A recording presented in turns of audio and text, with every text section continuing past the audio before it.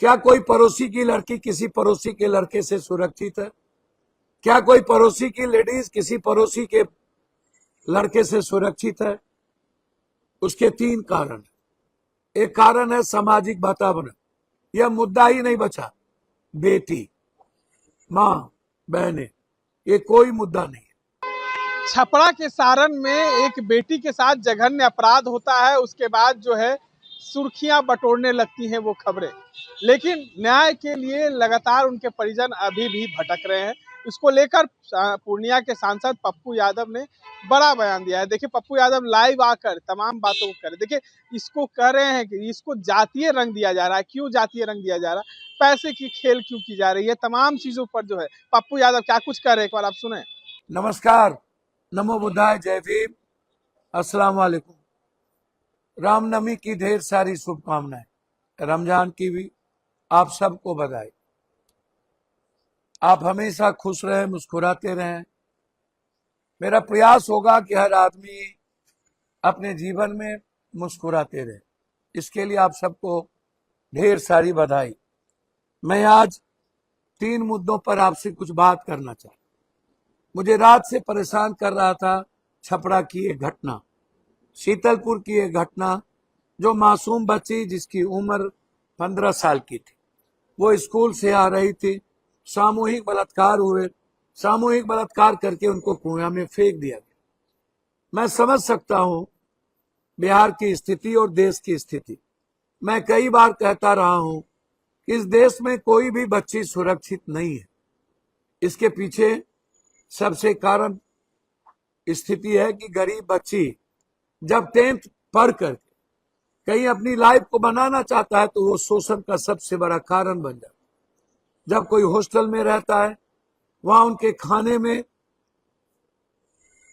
नशा का दवाई देकर के उससे बेहोश कर दिया जाता और फिर वीडियोग्राफी बना करके उससे जब उसे होश आता है तो दिखाया जाता है और फिर उससे कंप्रोमाइज एटीट्यूड पर काम होता है और फिर वो परोसे जाते हैं बड़े नेता, रसूखदार और पैसे वालों के घर। मैंने कई बार कहा कि जब ड्रग्स, स्मैक, व्हाइटनर, सोल्यूशन पर यह भारत सरकार या बिहार सरकार कोई काम नहीं करेगी, जब 80-90% यूथ ड्रग्स लेंगे, स्मैक लेगा, जो नशे में रहेगा, वह से कैसे पता चलेगा कि पड़ोसी में कोई उसकी बहन रहती है, कोई उसके चाचा की बेटी रहती है? क्या कोई पड़ोसी की लड़की किसी पड़ोसी के लड़के से सुरक्षित है? क्या कोई पड़ोसी की लेडीज किसी पड़ोसी के लड़के से सुरक्षित है? उसके तीन कारण। एक कारण है सामाजिक वातावरण। यह मुद्दा ही नहीं बचा। बेटी, माँ, बहनें, ये कोई मुद्दा नहीं है। मुद्दा है जात, मुद्दा है धर्म, मजहब, मुद्दा है राजनीति, मुद्दा है पैसा। अब इस सामाजिक सरकार का कोई मुद्दा नहीं है। छपरा में जो घटना घटित हुई, मुझे तब और आहत पहुंचा जब वहां के एसपी ने यह कहा कि एक प्रेम प्रसंग है और प्रेम जब हुआ करता था तब इसके पिता को पता चला, लेकिन जब शारीरिक संबंध बनाने के वक्त इनके परिवार ने देख लिया तो देखने के क्रम में वह लड़का भाग गया और लड़की को बाद में मार दिया गया। इसको कहा गया कि परिवार के द्वारा बच्ची को मार के फेंक दिया गया। हम बहुत सरल तरीके से लड़कियों पर आरोप लगा देते हैं। मोहब्बत की होगी, बाद में शोषण किया होगा, प्रेग्नेंट हो गई और शादी नहीं हुई तो आरोप लगा दिया। बेटी पर आरोप लगाना बहुत सस्ता है। हम किसी की बेटी को, किसी की माँ को, किसी की बहनों के बारे में हमेशा कह देते हैं कि गांव में उसके साथ फंसा होगा। जब ताश खेलने वाले बुजुर्ग और पाखर गाछ और पीपल के नीचे बैठने वाले कुछ लड़के जब किसी के घर की बेटी और बहन पर फब्बारे कसते हैं और ये कहते हैं कि ये तो लगता है कि अपने दियर से फंस गया, सोचिए हम क्या बोलते हैं। सोचिए हमारी गिद्ध दृष्टि महिलाओं पर क्या होती है, आप किस रूप में देखते हैं और फिर परिस्थितियां क्या बनती है। शीतलपुर की घटना एक नहीं है। मैं बार बार कहता हूं और लगातार मैं इस बात को सदन में भी उठाता हूं। जैसे नीट्स की बच्ची के बारे में कई बार मैं फिलहाल इधर भी कहा हूं कि सीबीआई गलत कर रही है। सीबीआई ने पोस्को एक्ट में अभी तक, जब बच्ची 16 साल की है तो सबसे पहला लॉ कहता है कि पोस्को एक्ट के तहत हमें केस करने की जरूरत थी। फिर मैंने कई बार कहा कि सीबीआई जिस तरीके से लगातार काम कर रही है, मैंने पोस्टमार्टम रिपोर्ट के बारे में कही। फिर मैंने कहा कि उस बच्ची के बारे में जो 6 तारीख को डिस्क्लोजर हुआ था, जब बच्ची का पेशाब नहीं लिया गया और पेशाब का यूरिन टेस्ट नहीं हुआ, तो हम कैसे कह दिए कि ये जहर खा ली, हमें नहीं बोलना चाहिए था। फिर 7 तारीख को वहां के एक डॉक्टर ने कह दिया, जबकि प्राइवेट पार्ट पर चोट थी, सीने पर चोट था। जब उसी के एक डॉक्टर ने, उसी अस्पताल के एक डॉक्टर ने साफ लिखा हुआ है प्रिस्क्रिप्शन में कि उसके सीने पर खरोंच थी, 3-3 नाखून के खरोंच थे, उसके पीठ पर खरोंच थे, उसके घुटने में चोट थे। एक डॉक्टर कुछ लिखता है, दूसरा डॉक्टर कहता है कि उसके प्राइवेट पार्ट बिल्कुल सुरक्षित है। फिर पीएमसीएच कहता है कि उनके प्राइवेट पार्ट पर प्रेशर था, उसकी झिल्ली टूटी हुई थी, उसके जगह चोट था और एक चोटें नहीं थी और उसके साथ कुछ न कुछ हुआ है। फिर आप अभी तक प्रभात अस्पताल के डॉक्टर को गिरफ्तार क्यों नहीं कर रहे? क्या कारण? दूसरी बात, मैंने कई बार कहा कि शंभू गर्ल्स हॉस्टल के ऊपरी तल पर कलकत्ता और नेपाल से ला करके लड़कियां रखी जाती थी, 3 तलों पर बची थी। मैंने कई बार कहा कि नीतू से पूछिए, वो नीतू जो हेडन है, वो वार्डन, वो नीतू 10:30 बजे रात में क्या कर रही थी?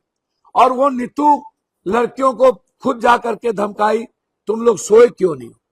मैंने कई बार कहा, जिस लड़की के साथ यह कहा गया कि बलात्कार नहीं हुआ, आधा शरीर जब पाया गया था, वो लिखा हुआ है, खुद नीतू ने यह बयान दी कि आधा शरीर बेड पर थी, आधा शरीर नीचे था। क्या कोई भी आदमी आधा शरीर बेड पर और आधा शरीर नीचे सोएगा? कमर के से नीचे, वो कंप्लीट नीचे था। और पीछे में जो खिड़की थी जिसमें कोई रड नहीं था, वो खिड़की खुली हुई थी। क्या उसके रूम में बलात्कार नहीं हुआ? उस दिन किस किस के गाड़ी आए? क्या उस गाड़ी के नंबर से उसको पूछा नहीं जा सकता था?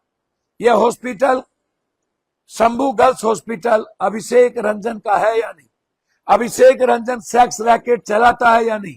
अभिषेक रंजन लड़कियों के शरीर में सुई दे करके उसे बेहोश करता है या नहीं? और फिर उस बच्ची के साथ कुकर्म करके उसका वीडियो बनाता है या नहीं? यही तो सवाल था। सीबीआई ने अभी तक रिमांड पे नहीं लिया, उस पर पॉस्को एक्ट लगाने की कोशिश नहीं की गई। सीबीआई ने अभी तक, जो डॉक्टर ने लिखा कि सीने पर खरोंच थी, उससे आप नहीं पूछे।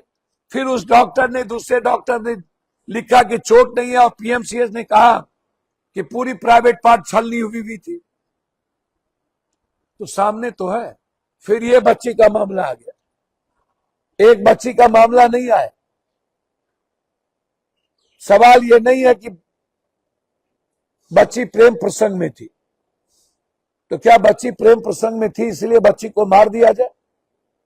आप कह रहे हैं जिस तरीके से छपरा के एसपी ने प्रेस कॉन्फ्रेंस किया है, उनकी भी बच्ची और उनकी भी बहन होगी। मैं छपरा के एसपी साहब, हमारे व्यक्तिगत अच्छे रिश्ते हैं, मैं उनका सम्मान करता हूं, लेकिन मुझे इस तरह का सरकमस्टेंस से, जो आपको दरोगा ने कहा और आपने उस बात को कह दिया बिना एसएफएल के जांच के, एक दिन पूर्व घटना घटित होती है और आपने हाई टेक्निक जांच का प्रयोग नहीं किया और आप सीधा प्रेस कॉन्फ्रेंस कर दिए। क्या बीतता होगा उसकी मां पे? क्या बीतता होगा उस बच्ची पे जो नहीं रही? क्या बीतता होगा उस परिवार पे, समाज पे? मुझे समझ में नहीं आता। मेरी कोशिश होगी कल उस बच्ची के परिवार से मिलने की, लेकिन मैं बार बार कह रहा हूं कि पूरे बिहार को जिस तरीके की सरकार, जिस तरीके का सिस्टम है, सरकार मस्त है राज्यसभा के जिताने पर। बाप बाप करके किस दल को तोड़ा जाए, किसको कितने पैसे दिए जाए, उन्हें किसी बेटी की चिंता नहीं है। इसीलिए छपरा की बेटियों के साथ हम न्याय की उम्मीद करते हैं और इसके लिए सोशल मीडिया, इंस्टाग्राम पर एक आवाज उठनी चाहिए। मुझे आश्चर्य लगा, बेटियों को राजपूत बना दिया गया, बलात्कारी को पासवान। ये मुझे बहुत दुखद हुआ और मैं एक बात कह सकता हूं, ये कोई मैं मानने को कतई तैयार नहीं हूं कि राजपूत, यादव, कुर्मी, कोड़ी और भूमिहार की बच्ची के साथ दलित, ये जानते हुए कि ये राजपूत की बच्ची और यादव की, कोड़ी, कुर्मी की बच्ची है, उससे प्यार करे, ये हिम्मत 90% अभी दलितों के भीतर नहीं आई। कुछ भी कह देना मुझे ये समझ में नहीं आता। मैं जितना समझता हूं, सामने में एक गांव हो और एक छोटा सा गांव, गरीब लड़का, और वो ये सोच करके कि यह सोसाइटी किस परिवार का बच्ची है, मैं प्यार करूं या ना। हो सकता है 1% प्यार में कुछ भी संभव है, लेकिन कोई गरीब का बच्चा प्यार हो या प्यार करे, इसके लिए पहले वो लाख बार सोचेगा कि मुझे प्यार करना चाहिए या नहीं, या लड़की प्यार कर रही है तो मुझे क्या करना चाहिए, कल क्या होगा, इसका अंजाम क्या होगा। 1% तो मैं नहीं कुछ कह सकता, लेकिन 95% मैं यह स्वीकार करूंगा, ये हिम्मत इस 4-5 जाति के लड़कियों के साथ कोई प्यार करे, वो भी गरीब और दलित, ये संभव नहीं। मैं जितना प्रैक्टिकल हूं ये मैं आपसे कह रहा हूं। दूसरी बात, इसको जाति के आधार पर रंग देने की जरूरत नहीं है। बेटी है, बलात्कारी बलात्कारी होती है, इसको जाति का रंग नहीं देना चाहिए और बलात्कारी को फांसी का डिमांड करना चाहिए। और मैं आग्रह करूंगा सरकार को, इसकी inquiry high level SIT team से जांच कराइए, टेक्निकल जांच कराइए, मेरा आग्रह है।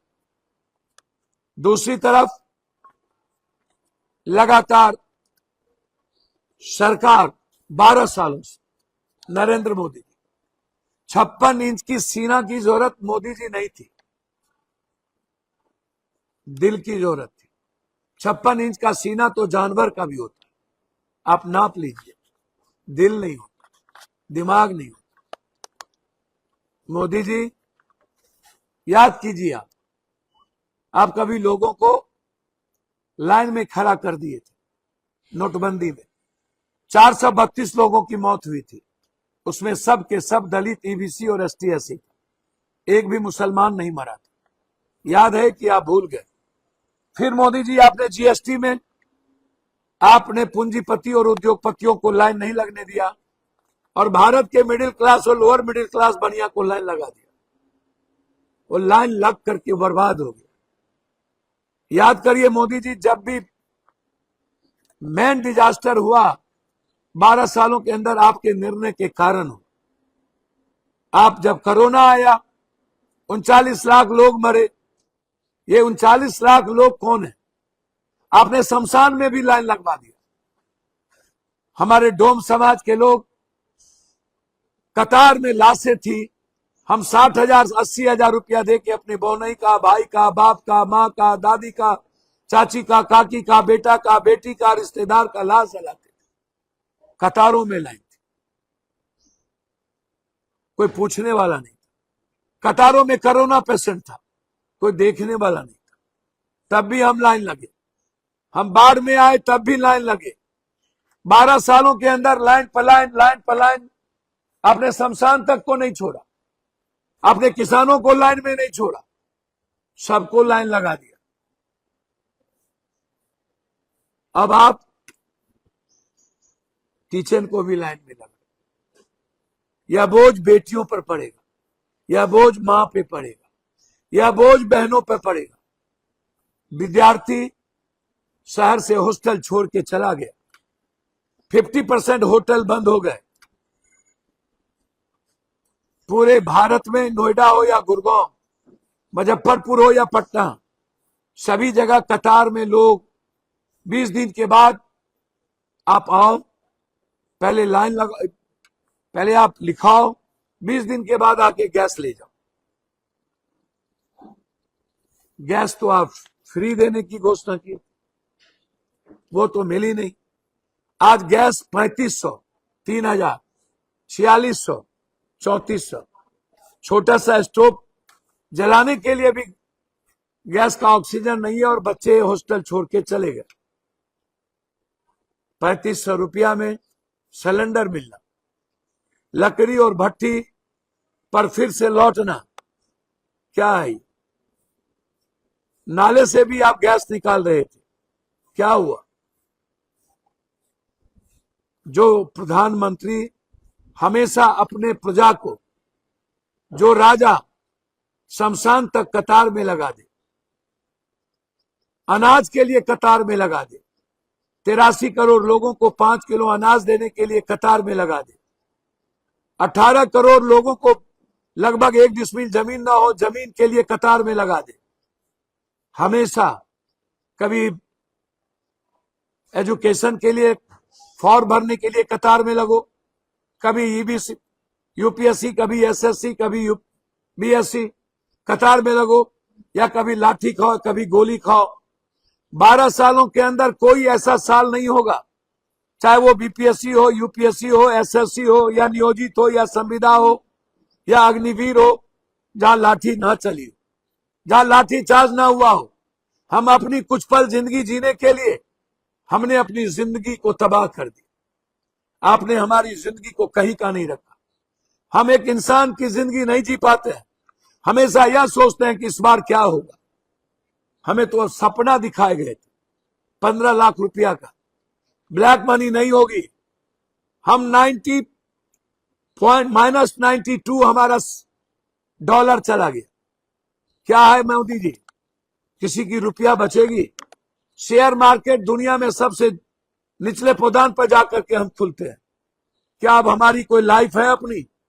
क्या हमारे पास अपनी कोई इकोनॉमी है?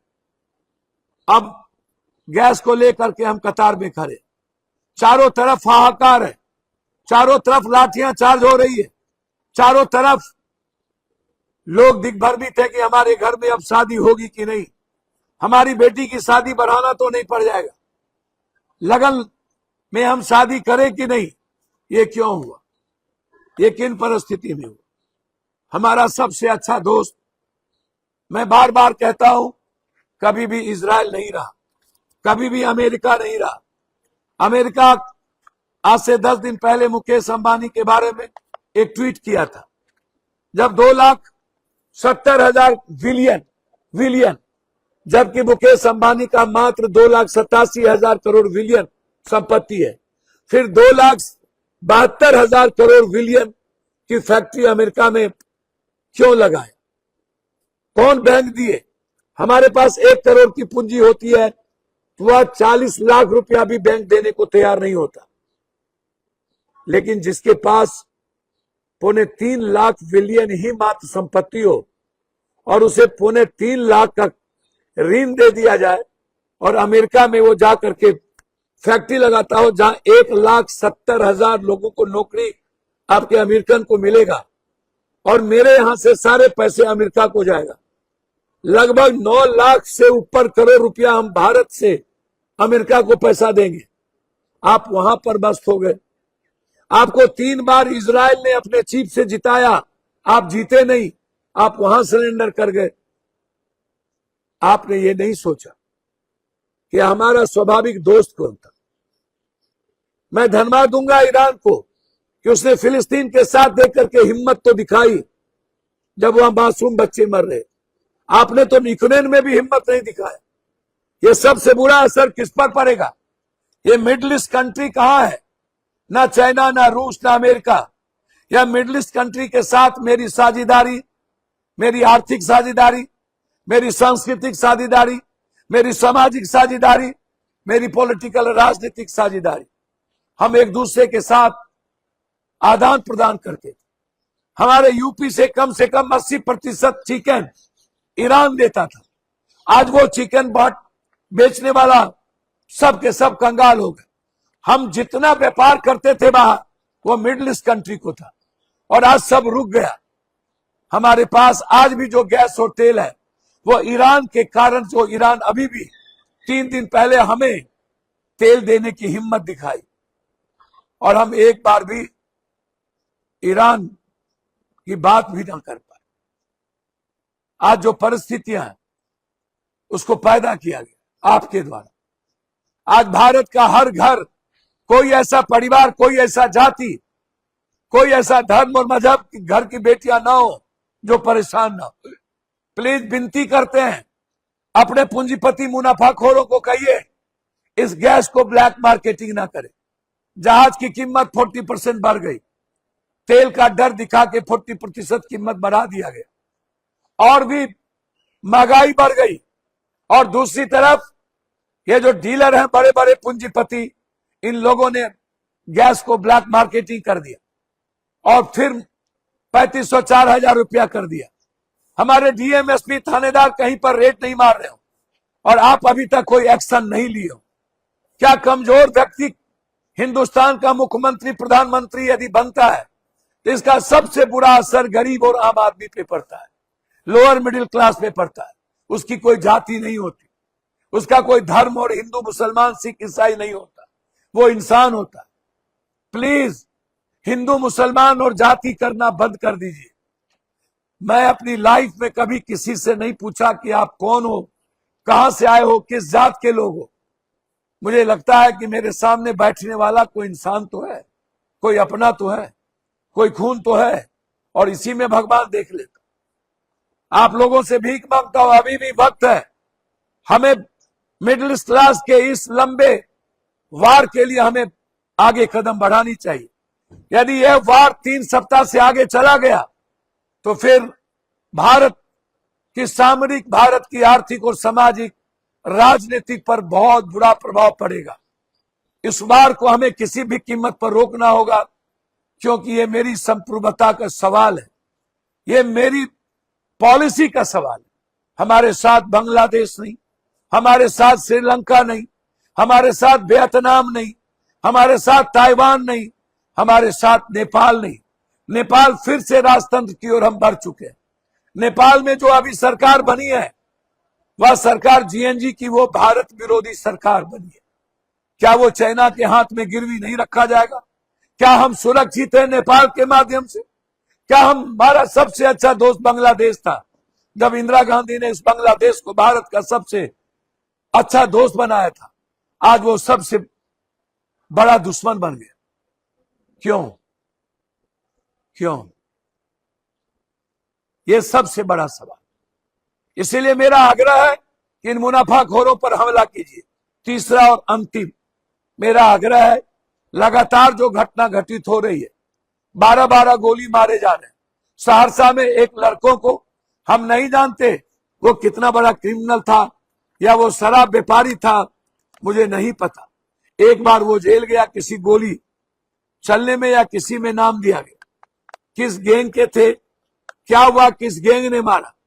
लेकिन ये चैलेंज है, एक दिन पहले मुख्यमंत्री सहरसा जाते हैं और एक दिन के बाद वहां पर 12 गोली एक लड़कों को मार दिया जाता है। ये सही नहीं है।